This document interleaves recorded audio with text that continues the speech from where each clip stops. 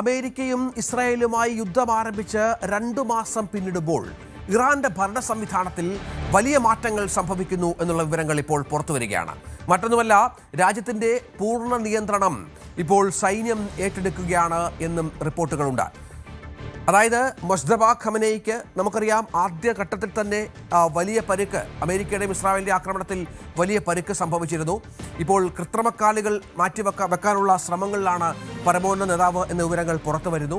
ഇറാനെ നിയന്ത്രിച്ചു വരുന്നത് 1980-കൾ മുതൽ അയത്തുള്ള ഖമനേയി ആയിരുന്നു. അവസാന വാക്കുകൾ അയത്തുള്ള ഖമനേയുടേതായിരുന്നു. പക്ഷേ മുജ്തബ വരികയും മുജ്തബയ്ക്ക് അത്തരം തീരുമാനങ്ങൾ എടുക്കാനുള്ള ചില പ്രശ്നങ്ങൾ ഉണ്ടാവുകയും പരിക്കും ഗുരുതരമായ ആരോഗ്യ പ്രശ്നങ്ങളുമൊക്കെ കാരണം കൃത്യമായ തീരുമാനങ്ങളിലേക്ക് മുജ്തബയ്ക്ക് പോകാൻ പറ്റാത്ത പശ്ചാത്തലമൊക്കെ ഒരുങ്ങിയപ്പോൾ ഇപ്പോൾ ഇസ്ലാമിക് റവല്യൂഷണറി ഗാർഡ് കോർപ്സ് ഭരണകാര്യങ്ങളിൽ പൂർണ്ണ നിയന്ത്രണം ഏറ്റെടുക്കുന്നു എന്നാണ് ഏറ്റവും പുതിയ മാധ്യമ വാർത്തകൾ പുറത്തു വരുന്നത്. ഇസ്ലാമിക് വിപ്ലവത്തിന് ശേഷം ഇതാദ്യമായാണ് പട്ടാളത്തിന് കൂടുതൽ നിയന്ത്രണം അവിടുത്തെ ഭരണകാര്യങ്ങളിലേക്ക് വരുന്നത് എന്നുള്ള വിലയിരുത്തൽ കൂടി വരികയാണ്. അതായത് അവിടുത്തെ രാഷ്ട്രീയ നേതാക്കൾക്ക് ഇപ്പോൾ പട്ടാളത്തിന് തീരുമാനങ്ങൾ അനുസരിക്കേണ്ടി വരുന്നു. മിലിറ്ററി കമാൻഡർമാർ പൂർണ്ണമായും നിർദ്ദേശങ്ങൾ നൽകുന്നു. അത് നടപ്പിലാക്കുക മാത്രമാണ് വിദേശകാര്യമന്ത്രിയുടെയും പ്രധാനമന്ത്രിയുടെയും മറ്റും ഇപ്പോഴത്തെ അവസ്ഥ എന്നാണ് അമേരിക്ക അടക്കം വ്യക്തമാക്കുന്നത്. അതിന് ചില തെളിവുകളുമൊക്കെ ഹാജരാക്കുകയും മറ്റും ചെയ്യുന്നുണ്ട്. മറുപടി നൽകുന്നതിൽ ഇറാന്റെ ഭാഗത്തുണ്ടാകുന്ന കാലതാമസത്തിന് കാരണം പല കാര്യങ്ങളിലും അവിടുത്തെ ഏകീകൃത നേതൃത്വത്തിന്റെ അഭാവമാണ് എന്നും റിപ്പോർട്ടുകൾ പുറത്തു വരുന്നു. അതായത് മതനേതൃത്വത്തിന്റെ കൈപ്പിടിയിലായിരുന്ന ഇറാന്റെ ഭരണം ഇപ്പോൾ പൂർണ്ണമായും സൈനിക സുരക്ഷാ വിഭാഗത്തിന്റെ നിയന്ത്രണത്തിലേക്ക് മാറി എന്നുള്ളത് ഇറാനെ സംബന്ധിച്ചിടത്തോളം വലിയ മാറ്റമാണ്. അത് യുദ്ധത്തിന്റെ ഗതി നിർണ്ണയിക്കുന്നതിലടക്കം നിർണായകമാകും. ഇപ്പോഴുള്ള പല കടുംപിടുത്തങ്ങൾക്കും പിന്നിൽ പട്ടാളത്തിന്റെ നിയന്ത്രണമാണ് എന്നാണ് മനസ്സിലാക്കേണ്ടത്. ഇതൊക്കെയാണ് അമേരിക്കയെ ചൊടിപ്പിക്കുന്നതും മറ്റും. അജയ് സുധാ ബിജു ഏറ്റവും പുതിയ വിവരങ്ങളുമായി ചേരും. Ajay, Islamic revolutionary guard corps നിർണായക ശക്തിയായി മാറുന്നത് ഇറാനിൽ എന്ത് മാറ്റമാണ് സംഭവിച്ചിരിക്കുന്നത്? അത് അവിടുത്തെ മതനേതൃത്വത്തിൽ നിന്നും നേരെ പട്ടാളത്തിലേക്ക് വരുമ്പോൾ അവിടുത്തെ ജനങ്ങളുടെ അഭിപ്രായം കൂടി നിർണായകമാണ്. ഇറാന്റെ മുൻ പരമോന്നത നേതാവായിട്ടുള്ള ആയത്തുള്ള അലി ഖമനയുടെ മരണത്തെ തുടർന്നാണ് അവിടെ ഈ പ്രശ്നങ്ങൾ പ്രധാനമായിട്ടും ഉടലെടുത്തത്. ഇതിനു മുൻപേ 1979-ലെ ഇസ്ലാമിക റവല്യൂഷന് ശേഷം ഇറാനുള്ളിലെ എല്ലാ തീരുമാനങ്ങളുടെയും അവസാന വാക്കെന്ന് പറയുന്നത് അവരുടെ പരമോന്നത നേതാവ് തന്നെയായിരുന്നു. പരമോന്നത നേതാവിന്റെ അധ്യക്ഷതയിലാണ് തീരുമാനങ്ങൾ എടുത്തിരുന്നത്. ഈ തീരുമാനങ്ങൾ പരമോന്നത നേതാവിന്റെ തീരുമാനങ്ങൾ അത് ഇപ്പോൾ പാസ്സാക്കാൻ വേണ്ടി മറ്റ് ഒരു നാഷണൽ അസംബ്ലി കൗൺസിൽ ഉണ്ടായിരുന്നു.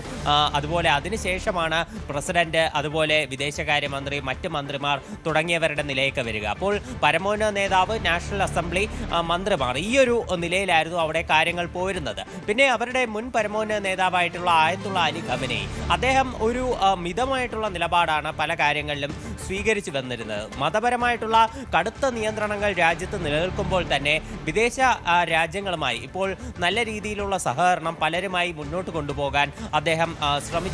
അതുപോലെ രാജ്യത്തിൽ നിലനിന്നിരുന്ന തീവ്ര പക്ഷക്കാരെയും അതുപോലെ തന്നെ മിതവാദികളെയും ഒന്നിച്ചു കൊണ്ടുപോകുന്നതിലും അദ്ദേഹം ഒരു മുഖ്യ പങ്ക് വഹിച്ചിരുന്നു. എന്നാൽ ആയത്തുള്ള അലി ഖമനയുടെ മരണത്തോടെ ഭരണം പിന്നീട് ചെന്നെത്തിയത് അദ്ദേഹത്തിന്റെ മകനായിട്ടുള്ള മുജ്തബ ഖമനയുടെ കയ്യിലാണ്. മുജ്തബ ഖമനയി ഇപ്പോൾ അദ്ദേഹത്തിന്റെ പല തീരുമാനങ്ങളും മുൻപ് തന്നെ ഈ ഒരു IRGCയുമായി ചേർന്ന് നിൽക്കുന്നതാണ്. ഇറാനിലെ ഒരു തീവ്ര നിലപാടുകാരുടെ പക്ഷത്ത് നിൽക്കുന്നയാളാണ് ഈ മുജ്തബ ഖമനയും. അങ്ങനെ ആയത്തുള്ള അലി ഖമനയുടെ മരണത്തിന് ശേഷം US-ഉമായിട്ടുള്ള വലിയ സംഘർഷം നിലനിൽക്കുന്ന സാഹചര്യത്തിലാണ് ഈ മുജ്തബ ഖമനയി രാജ്യത്തുള്ള കൂടുതൽ നിയന്ത്രണങ്ങൾ, അതുപോലെ തീരുമാനങ്ങൾ, നയതന്ത്രപരമായിട്ടുള്ള മറ്റ് നീക്കങ്ങൾ എല്ലാം നടത്താനുള്ള ഒരു പരമാധികാരം IRGCയെ ഏൽപ്പിക്കുന്നത്.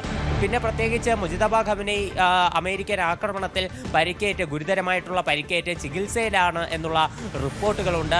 അതുകൊണ്ട് തന്നെ അദ്ദേഹത്തിന് നേരിട്ട് ഭരണപരമായിട്ടുള്ള കാര്യങ്ങളിൽ എത്തി ഇടപെടലുകൾ നടത്താൻ കഴിയില്ല. അതുകൊണ്ട് മുജ്തബ തന്നെയാണ് IRGCയിൽ തൻ്റെ വിശ്വസ്തരെ ഭരണം ഏൽപ്പിച്ചത് എന്നാണ് വിവരം.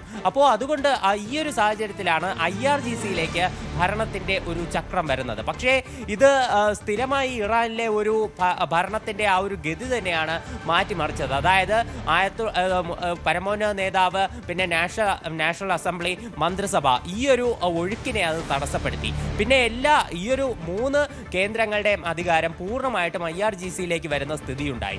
ഇത് തീർച്ചയായിട്ടും നാഷണൽ അസംബ്ലിയിലെ പല അംഗങ്ങളെയും അലോസരപ്പെടുത്തുകയും അതുപോലെ തന്നെ മന്ത്രിസഭയിലെ പല അംഗങ്ങളുടെയും ഒരു എതിർപ്പിന് കാരണമാവുകയും ചെയ്തു.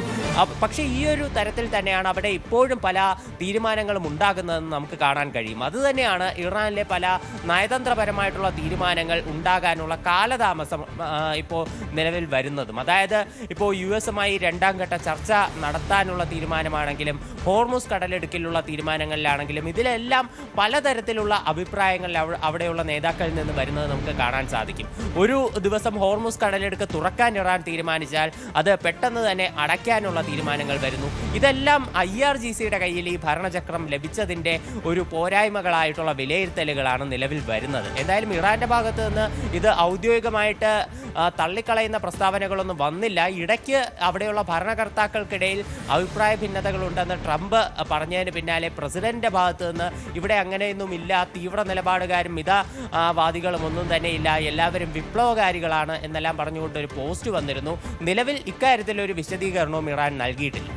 അതാണ് നിർണായകം. ഏതായാലും IRGCയുടെ പക്കലേക്ക് ഇറാന്റെ ഭരണം മാറുന്നു എന്നുള്ളത് ഇറാനെ സംബന്ധിച്ചിടത്തോളം നിർണായകമായ ഒരു ഘട്ടമാണ്. മുസ്തഫ അലി ഖമനേയിക്ക് ആരോഗ്യ പ്രശ്നങ്ങളുണ്ട്, തീരുമാനങ്ങൾ എടുക്കാൻ സാധിക്കാത്ത പശ്ചാത്തലമുണ്ട്.